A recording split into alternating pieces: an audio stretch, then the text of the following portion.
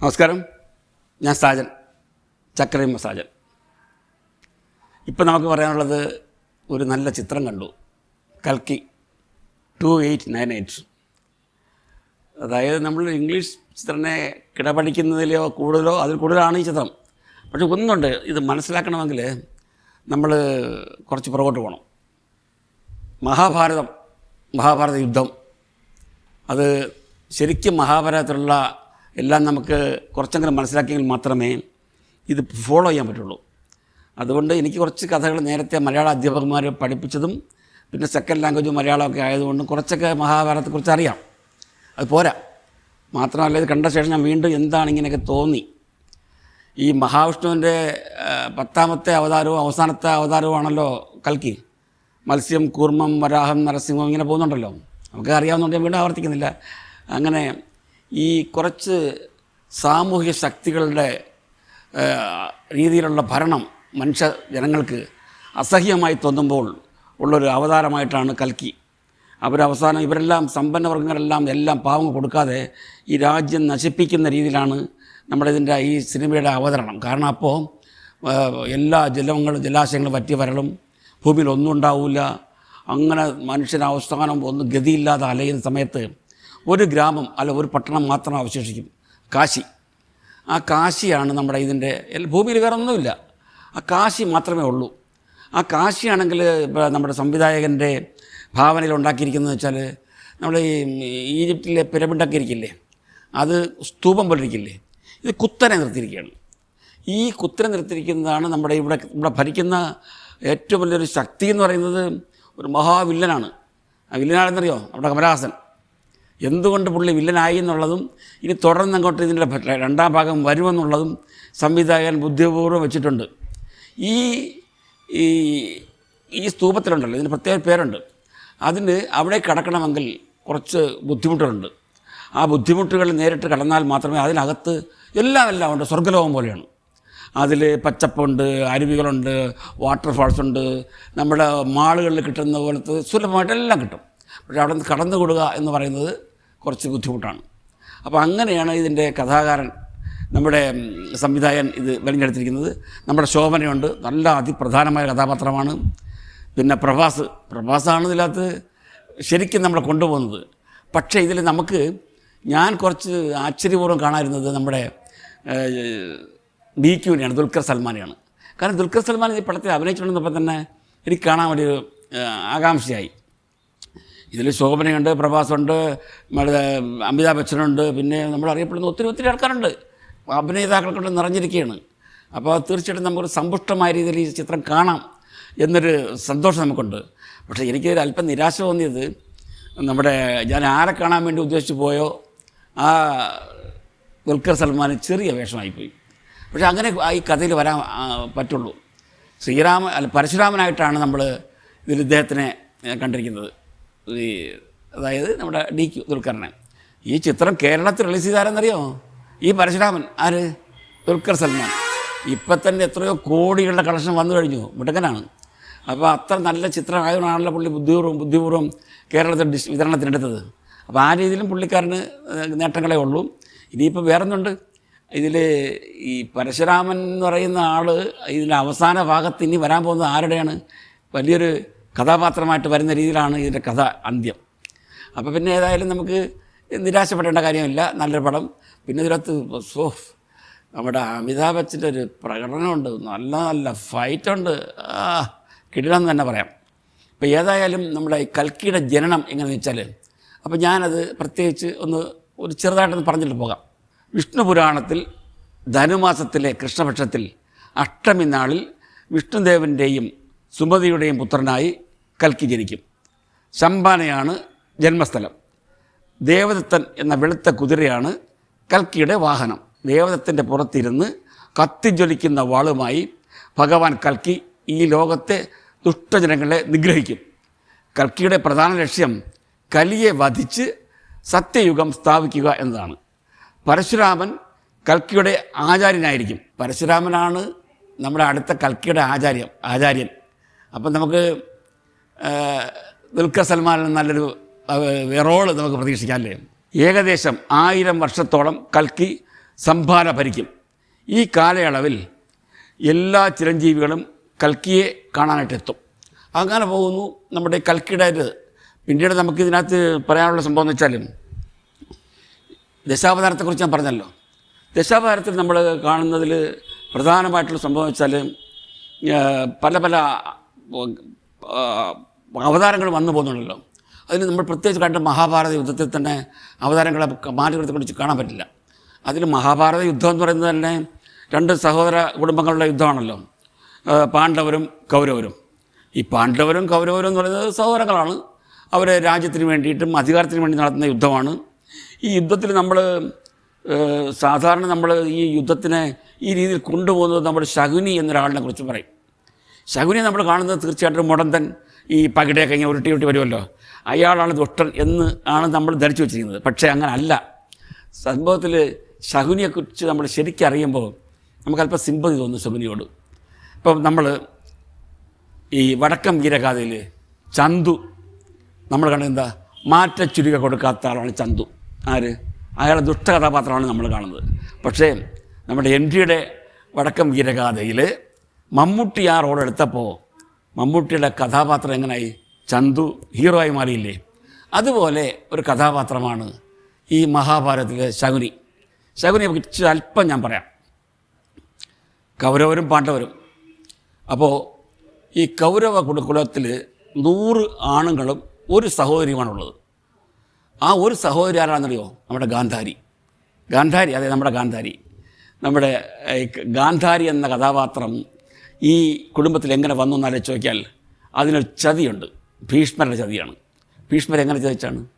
അതായത് ഭീഷ്മർ ഒരു കല്യാണാലോചനയായിട്ട് വന്നു. ഗാന്ധാര രാജ്യത്തെ രാജാവാണ് സുബലൻ. അദ്ദേഹത്തിന് 100 പുത്രന്മാരും 1 പുത്രിയും. ഈ 100 പുത്രന്മാരിൽ ഏറ്റവും ഇളയ ആളായിട്ടാണ് ശകുനി. അപ്പം ശകുനിയെ എല്ലാവർക്കും വാത്സല്യത്തോടെയാണ് ശകുനിയെ വളർത്തിയിരുന്നത്. അങ്ങനെ ഇരിക്കവേ ഗാന്ധാരിക്ക് വിവാഹപ്രായമായപ്പോൾ വിവാഹത്തിന് ആലോചനയുമായിട്ട് ഭീഷ്മർ വരുന്നു. ഭീഷ്മർ വരുന്നത് ചെറിയൊരു ചതി പുള്ളിക്കാരൻ്റെ മനസ്സിലുണ്ട്. അങ്ങനെ അതിലെന്താണെന്ന് വെച്ചാൽ സുബലൻ മഹാരാജാവിനോട് പറയുകയാണ്, താങ്കളുടെ പുത്രിയെ ഗാന്ധാരിയെ ധൃതരാഷ്ട്രക്ക് വിവാഹം കഴിച്ചു കൊടുക്കണം. അദ്ദേഹം ഭയപ്പെട്ടു. എന്ത് പറയുന്നത് ഭീഷ്മർ? അദ്ദേഹം ധൃതരാഷ്ട്ര ഒരു അന്ധനല്ലേ, ഒരേ ഒരു പുത്രിയെ എങ്ങനെ വിവാഹം കഴിച്ചു കൊടുക്കാനാക്കും? സഹോദരന്മാർ സമ്മതിച്ചില്ല. പക്ഷേ സമ്മതിക്കാതിരിക്കാൻ പറ്റില്ല. ഈ സമ്മതിച്ചില്ലെങ്കിലോ ഭീഷ്മർ വന്ന് ഈ രാജ്യം ഹസ്തിനപുരം നശിപ്പിക്കും, അത് ഉറപ്പാണ്. എങ്കിലും മനസ്സോടെ ഈ ഗാന്ധാരിയെ ഏക മകളെ സുബലൻ അദ്ദേഹത്തിന് വിവാഹം ചെയ്ത് കൊടുക്കും. അങ്ങനെ വിവാഹം ചെയ്ത് കൊടുത്തിട്ട് അപ്പോൾ എന്ത് ചെയ്യാൻ പറ്റും? പക്ഷേ ഇതിനൊരു പ്രതിവിധി അറിയണമല്ലോ. സുബലൻ മഹാരാജാവ് അവിടെ ഒരു ജ്യോത്സ്യനെ പോയി കണ്ടു. ജ്യോത്സ്യനെ പോയി കണ്ടപ്പോൾ അദ്ദേഹം പറഞ്ഞു, തീർച്ചയായിട്ടും നിങ്ങൾ ധൃതരാഷ്ട്രക്ക് വിവാഹം കഴിച്ചു കൊടുത്താൽ നിങ്ങൾ ദുഃഖിക്കും. കാരണം അത് വളരെ വിഷമമുള്ള കാര്യമാണ്. കൊടുക്കാതിരുന്നാലോ അതും ബുദ്ധിമുട്ടാണ്. അപ്പോൾ അതിനെന്താണ് പ്രതിവിധി? അപ്പോൾ അദ്ദേഹം നിർദ്ദേശിച്ചു, നമ്മളിപ്പോൾ ചൊവ്വാദോഷമൊക്കെ ഉള്ള സ്ത്രീകളെ കല്യാണം കഴിക്കണമെങ്കിൽ ഒരു വാഴയെ ആദ്യം കല്യാണം കഴിപ്പിച്ച് കൊടുക്കണം എന്ന് പറഞ്ഞാൽ ഇപ്പോഴൊരു ചെറിയൊരു സംഭവം ഉണ്ടല്ലോ. അതുപോലെ അന്ന് ജ്യോത്സ്യർ പറഞ്ഞിരുന്നു, ഒരു കാര്യം ചെയ്യുക, ഗാന്ധാരിയെ ആദ്യം ഒരു ആടിനെ കൊണ്ട് വിവാഹം കഴിപ്പിക്കുക, എന്നിട്ട് തന്നെ ബലി നൽകുക, രഹസ്യമായിരിക്കട്ടെ, അറിയണ്ട. എന്നിട്ട് ധൃതരാഷ്ട്രനെ കൊണ്ട് വിവാഹം കഴിപ്പിച്ചാൽ നിങ്ങൾക്ക് ഈ പാപമോചനം, അതായത് നിങ്ങൾ ദുഃഖിക്കേണ്ടി വരില്ല. പിന്നീട് നമുക്ക് വേണ്ടതുപോലെ കൈകാര്യം ചെയ്യാം എന്ന് അറിയിച്ചതനുസരിച്ച് ഗാന്ധാരിയെ ഒരാടിനെ കൊണ്ട് വിവാഹം കഴിപ്പിക്കുന്നു. അതിന് ബലി നൽകി. അതിനുശേഷം ധൃതരാഷ്ട്രർ വിവാഹം കഴിക്കുന്നു. കാലം കടന്നുപോയി. ധൃതരാഷ്ട്രർ അറിഞ്ഞു, ഭീഷ്മർ അറിഞ്ഞു. ഇങ്ങനെ ഒരു കൊടുംചതി സുബല മഹാരാജാവ് ചെയ്യുമെന്ന് അറിഞ്ഞില്ല. അദ്ദേഹം എന്ത് ചെയ്തു? കോപാകുലനായി, നശിപ്പിച്ചു. 100 മക്കളെ എന്ത് ചെയ്ത് പുള്ളിക്കാരൻ ആ രാജ്യം കീഴടക്കിയിട്ട് ഈ 100 ആൺമക്കളെയും കാരാഗൃഹത്തിൽ അടച്ചിട്ട് എന്ത് ചെയ്തു? ആഹാരമോ വെള്ളമോ കൊടുത്തില്ല. പക്ഷേ കൊടുത്തു. എങ്ങനെ? ഈ 100 പേരും ആ സുബല മഹാരാജാവും ഭക്ഷണം കഴിക്കാൻ വേണ്ടി ഒരാൾക്ക് മാത്രം ഭക്ഷണം കൊടുക്കുക. ഒരാൾക്ക് കഴിക്കാനുള്ള ഭക്ഷണം കൊടുത്തു കഴിഞ്ഞാൽ ഇവർ ഈ ആഹാരത്തിന് വേണ്ടി ആക്രാന്തം കാണിച്ച് തമ്മിലടിച്ച് ബഹളം വെച്ചിട്ട് ഒന്നും നാശമായി പോകും എന്ന് കരുതി. പക്ഷേ ഈ ചതി മനസ്സിലാക്കിയ സുബല മഹാരാജാവ് പറഞ്ഞു, ഏതായാലും ഒരാൾക്കുള്ള ഭക്ഷണം എല്ലാവരും കഴിക്കാൻ പറ്റില്ല. അതിലാരെങ്കിലും ഒരാൾ ഈ ഭക്ഷണം കഴിച്ചിട്ട് ആരോഗ്യത്തോടെ ഇരിക്കട്ടെ. മറ്റ് സഹോദരന്മാർ സമ്മതിച്ചു. ഇളയാളായ ശകുനിക്ക് ഈ ആഹാരം കൊടുത്തു. എങ്കിലും മനസ്സില്ലാ മനസ്സോടെ അദ്ദേഹം ഇത് ഭക്ഷിച്ചു. ഓരോരോ സഹോദരങ്ങളും അച്ഛനും മരണപ്പെട്ടത് വേദനയോടുകൂടി ശകുനി ഇത് കാണുകയാണ്. എങ്കിലും വർഷങ്ങൾക്ക് ശേഷം ഗാന്ധാരി മനസ്സിലാക്കുന്നു, സഹോദരങ്ങളെല്ലാം മരണപ്പെട്ടു, അച്ഛൻ മരണപ്പെട്ടു, ഇപ്പോൾ ശകുനി മാത്രമേ ഉള്ളൂ കാരാഗൃഹത്തിൽ, ആ സഹോദരനെ മോചിപ്പിക്കണം. അങ്ങനെ ഭർത്താവിനോട്, ധൃതരാഷ്ട്രരോട് ഗാന്ധാരി പറയുകയാണ്, എൻ്റെ സഹോദരനെ മോചിപ്പിക്കണം. അപ്പോൾ ഇത്രയും പാപങ്ങൾ ചെയ്തുകൊണ്ട് പാപമോചനം കൂടെ ആയിക്കോട്ടെ എന്ന് കരുതിയിട്ട് ധൃതരാഷ്ട്രർ അദ്ദേഹത്തെ മോചിപ്പിച്ചു. ശകുനിയെ ഹസ്തിനപുരത്ത് കൊണ്ടുവന്നു, രാജാവിന് തുല്യമായ ഒരു മന്ത്രി പദവിയെല്ലാം കൊടുത്തു, അവിടെ താമസിപ്പിച്ചു. പക്ഷേ ശകുനി എന്ത് ചെയ്തു എന്നറിയാമോ? ശകുനിയുടെ മനസ്സ് മുഴുവൻ പകയാണ്. സ്വന്തം സഹോദരങ്ങൾ മരിച്ചു. അവസാന സഹോദരങ്ങളുടെ മരണത്തിൽ മരിച്ച ശേഷം ഈ ഒരാൾ കൊടുക്കുന്ന ഭക്ഷണം പോലും പിന്നീട് നിർത്തലാക്കി. അദ്ദേഹം എന്ത് ചെയ്ത്, അദ്ദേഹത്തിന് സഹോദരൻ്റെ മാംസഭക്ഷി ജീവിക്കേണ്ടി വന്നു. ഒടുവിൽ പുള്ളി ഒരു വ്രതമെടുത്തു. സ്വന്തം അച്ഛൻ്റെ തുടയല്ലുകൾ എടുത്ത് അദ്ദേഹം ഒരു പകിട ഉണ്ടാക്കി. നമ്മൾ കണ്ടില്ലേ ശകുനി ഇങ്ങനെ അച്ഛൻ്റെ പകിടയെല്ലുകൾ കൊണ്ട് അദ്ദേഹം എന്ത് ചെയ്ത് പകിടകൾ ഇങ്ങനെ തിരിക്കും. ഓരോന്നോരോന്ന് പുള്ളിക്കാരൻ കരുത്തുകൾ നീക്കാൻ വേണ്ടി ചെയ്തതാണ്. അങ്ങനെയാണ് മഹാഭാരത യുദ്ധത്തിൽ ഓരോ തന്ത്രങ്ങളും മെനഞ്ഞുകൊണ്ടിരുന്നത്. ആര്? ശകുനി. നിങ്ങൾക്ക് തോന്നും ശകുനിക്ക് ഏറ്റവും ഇഷ്ടപ്പെട്ട ദുര്യോധനാണെന്ന്. അല്ല, ദുര്യോധന അല്ല. പിന്നെ ആരാണ്? കർണനാണോ? അതുമല്ല. എന്ത് ചെയ്യണം? ഈ കൗരവശം നശിക്കണമെന്നാണ് പുള്ളിക്കാരൻ വിചാരിച്ചത്. അങ്ങനെയാണ് പുള്ളിക്കാരൻ്റെ കണക്കൂട്ടലും. പക്ഷേ എന്ത് ചെയ്യാൻ പറ്റും? പാണ്ഡവരിലെ ഒരാളുടെ അമ്പേറ്റ് അദ്ദേഹം മരണമടഞ്ഞു. മരിച്ചപ്പോൾ പോലും പുള്ളിക്കാരൻ സുസ്മേരവതനായിരുന്നു എന്നാണ് പറയുന്നത്. കാരണം അദ്ദേഹത്തിൻ്റെ പ്രതികാരം വീട്ടി. അങ്ങനെയാണ് ശകുനി നമ്മളങ്ങനെ വെറുതെ കളയരുതെന്ന് മഹാഭാരതത്തിലെ ഒരു കഥ ഇങ്ങനെ വരുന്നതുകൊണ്ട് എനിക്ക് പെട്ടെന്ന് ഓർത്തു പോയതാണ്. അങ്ങനെയല്ലേ നമ്മളിപ്പം ഉദാഹരണത്തിന് നമ്മൾ ദളപതി എന്ന സിനിമയിൽ മമ്മൂട്ടി എന്ന കഥാപാത്രം, അത് മഹാഭാരതത്തിലെ ഒരു കഥയുടെ ഒരു ഏടിൻ്റെതാണ് സിനിമയായത്. അതായത് ഇപ്പം കുന്തി ദേവി അവരുടെ ആദ്യം കർണനിൽ കൂടെ ചെവിയിൽ കൂടി ജനിച്ച പുത്രനാണല്ലോ കർണൻ, സൂര്യഭഗവാന്റെ. പക്ഷേ അവിവാഹിതമായതുകൊണ്ട് പ്രസവം അറിയിക്കാൻ പറ്റിയില്ല. അതുകൊണ്ട് ഒഴുക്കി. അതൊക്കെ നമുക്ക് അറിയാമല്ലോ, ഞാനത് പറയേണ്ട ആവശ്യമില്ല. കർണനെ സ്വീകരിച്ചാരാണ്? കൗരവപക്ഷത്തുള്ള ദുര്യോധനനെ ഏറ്റവും ആരാധിച്ചിരുന്ന വ്യക്തിയാണ് നമ്മുടെ കർണൻ. അതാണ് നമ്മുടെ രജനീകാന്ത് ചെയ്തത്. മമ്മൂട്ടി ദുര്യോധന കഥാപാത്രം എടുത്ത് അവരിക്കുന്നത്. അതാണ് നല്ല അവരെ പിന്നുള്ള എൻ്റെ കർണനെ കൊണ്ട് പാണ്ഡവപക്ഷത്ത് നിന്ന് ഒരുപാട് നേട്ടങ്ങൾ കൊയ്യാനാണ് ദുര്യോധനൻ എടുത്തതെങ്കിലും കർണനെ സ്വീകരിച്ചതെങ്കിലും പിന്നീട് അവർ തമ്മിലുള്ള ആത്മബന്ധം, ഫ്രണ്ട്ഷിപ്പ് അതിഭയങ്കരമായിരുന്നു. അതിന് ചെറിയൊരു കഥ പറയുന്നുണ്ട്. ഒരു സമയത്ത് ഭാനുമതിയായിട്ട്, അതായത് ദുര്യോധനൻ്റെ ഭാര്യയാണല്ലോ ഭാനുമതിയായിട്ട് കർണൻ ഇങ്ങനെ പകിട കളിച്ചുകൊണ്ടിരിക്കുകയായിരുന്നു. അത് പകിടയാണെന്ന് തോന്നുന്നു. പകിടയല്ല, ചതുരംഗം കളിച്ചുകൊണ്ടിരിക്കുന്ന സമയത്ത് ഭർത്താവ് ഇറങ്ങി വരുന്നത് ഭാനുമതി കണ്ടു. അപ്പോൾ ഭർത്താവിനന്ന് നമ്മുടെ ഇപ്പോഴത്തെ പോലൊന്നും അല്ല. ഭർത്താവ് വരുമ്പോൾ ആചാരപൂർവ്വം എഴുന്നേക്കണമല്ലോ. അവർ പെട്ടെന്ന് എഴുന്നേറ്റപ്പോൾ കർണൻ അവരെ കൈക്ക് പിടിച്ച് ഇരുത്തി. അപ്പോൾ അവരുടെ മുത്തുമാലകളെല്ലാം ചിതറിയപ്പോഴത്തേക്ക് അവർ പരിഭ്രാന്തിയായിട്ട് നോക്കുമ്പോൾ കർണനും കണ്ടു. ആരാണ് വരുന്നത്? ദുര്യോധനൻ. സ്വന്തം ഭാര്യയുടെ കൈക്ക് പിടിച്ച് വലിച്ചത് മാത്രമല്ല, ഈ മാല പൊട്ടിച്ചു, അതിൽ രത്നങ്ങൾ പൊഴിഞ്ഞു എന്ന് പറയുമ്പോൾ നടക്കാൻ പോകുന്ന സംഭവം എന്താണെന്ന് കർണന് ചിന്തിക്കാനില്ല. ഭയചകിത നിൽക്കുന്ന ഭാനുമതി സുസ്മേരപതനായിട്ട് ദുര്യോധനൻ വരുന്നു. ഓരോ മുത്തുകൾ പിറക്കാനാവത് ചോദിച്ചു. മുത്തുക്കൾ ഞാൻ പിറക്കി തരണമോ അതോ ഭവതി പിറക്കുന്നുവോ അതോ കർണൻ പിറക്കി തരണമോ എന്ന് ചോദിക്കുകയാണ്. ആര്? ദുര്യോധനൻ. അപ്പോൾ പെട്ടെന്നുള്ള അപ്രതീക്ഷിതമായിട്ടുള്ള ഈ സംഭവം കണ്ടപ്പോഴത്തേക്ക് അത് ഭാനുമതിക്ക് മനസ്സിലായി, അദ്ദേഹം ക്രൗര്യമില്ല, സ്നേഹമാണ്. മാത്രമല്ല ഈ കർണനെ കെട്ടിപ്പിടിച്ചു, ആശ്ലേഷിച്ചു എന്നാണ് പറയുന്നത്. അതിൽ പറയുന്നത് ആ ഫ്രണ്ട്ഷിപ്പിൻ്റെ മഹത്വമാണ് കാണുന്നത്. അത്രയ്ക്കാണ് അവർ തമ്മിലുള്ള സ്നേഹബന്ധങ്ങൾ. വേറെ സംഭവങ്ങളുണ്ട്. ഈ മഹാഭാരത യുദ്ധത്തിൽ ശകുനി മരിക്കുമ്പോഴും, അതായത് സ്വന്തം അമ്മയുടെ ആങ്ങളെയാണല്ലോ ശകുനി, മരിക്കുമ്പോഴും മറ്റും ബ്രദേഴ്സെല്ലാം മരിക്കുമ്പോഴും കർണൻ കരഞ്ഞില്ല. പക്ഷേ അദ്ദേഹത്തിൻ്റെ കണ്ണിൽ കണ്ണീര് പൊടിഞ്ഞു. ആര് മരിച്ചപ്പോഴാണ്? കർണൻ മരിച്ചപ്പോൾ. അത്രയായിരുന്നു അവരുടെ സ്നേഹബന്ധം. ഇതൊക്കെ ഞാനിത് പണ്ട് പഠിച്ചതും പിന്നെ എളുപ്പമുള്ള ഈ കൽക്കി 2898 കണ്ടപ്പോഴും വീണ്ടും ഈ കഥയെക്കുറിച്ച് അറിഞ്ഞതും കുറച്ച് വായിക്കും, കുറച്ച് ഗൂഗിളിൽ നിന്നൊക്കെ എടുത്തു, അങ്ങനെയൊക്കെ മനസ്സിലാക്കി പറഞ്ഞതാണിത്. അപ്പോൾ ഇത് നിങ്ങൾ ഈ കൽക്കി 2898 കാണാൻ പോകുന്നതിന് മുമ്പ് അല്പം ഈ മഹാഭാരതത്തിൻ്റെ യുദ്ധവും, ഇത് സഹോദരങ്ങളുടെ യുദ്ധമാണ്. കാരണം ഓരോ ഇപ്പോൾ യുദ്ധം നടക്കുമ്പോഴും ഇവർ തമ്മിൽ സഹോദരങ്ങളുടെ യുദ്ധങ്ങളിൽ ആര് ജയിക്കും തോക്കും, ഇപ്പോൾ അർജുനനാണോ വലുത് കർണനാണോ വലുത് എന്ന് നമുക്ക് തോന്നും. ആരാണ് രണ്ട് ശക്തികൾ, തുല്യശക്തികൾ? രണ്ടും തുല്യശക്തികളാണ്. അർജുനനും അതെ, കർണനും അതെ. രണ്ടുപേരിലുള്ള സംഭവങ്ങളിൽ വെച്ചാൽ രണ്ട് വരങ്ങൾ കിട്ടിയിട്ടുണ്ട്. എങ്കിലും ഒരു പക്ഷത്ത് ഒരാളെ ജയിക്കുള്ളൂ.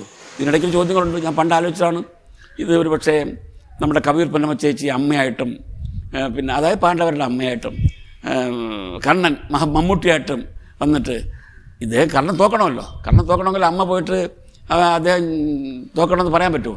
അതുകൊണ്ട് അദ്ദേഹത്തിന് ജന്മന കിട്ടിയ ഈ കവച കുണ്ടലം ഉള്ളിടത്തോളം കാലം കർണൻ മരിക്കില്ല. പക്ഷേ ഈ പാണ്ഡവശത്തിക്കുന്ന അമ്മയ്ക്ക് എല്ലാ കർണൻ പുത്രനാണെങ്കിലും പുത്രനോട് പോയി ചോദിക്കുകയാണ്, നീ എനിക്ക് ആ കവച കുണ്ടലം തരുമോന്ന്.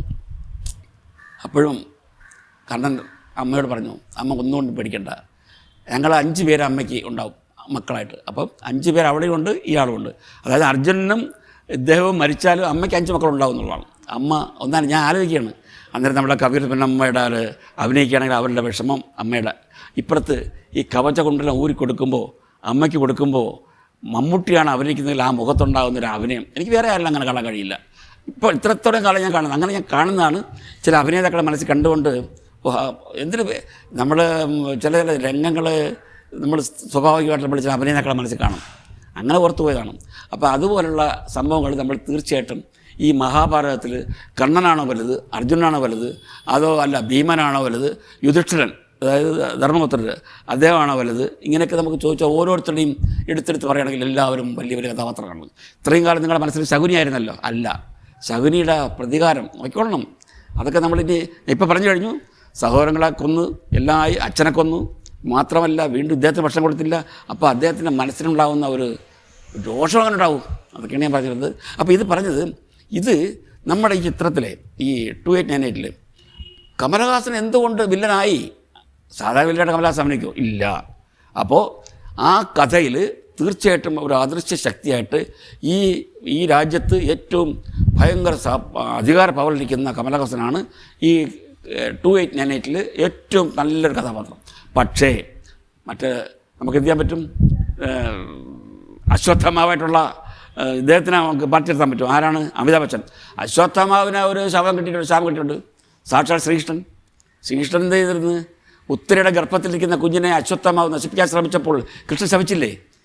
കാരണം നീ ഈ അവസാനം വരെ നിനക്ക് മരണമില്ല, കലിയുഗം വരെ അദ്ദേഹത്തിന് ഒരു ചൂടാമണിയുള്ള തെറ്റിയിട്ടുള്ള അത് പഠിച്ചെടുത്തുകൊണ്ട് പറഞ്ഞില്ലേ, നീ മരിക്കില്ല, നീ അവസാനം വരെ രക്തവും ചലവും ഒലിച്ച് ദുഃഖിച്ച് മരിക്കണം.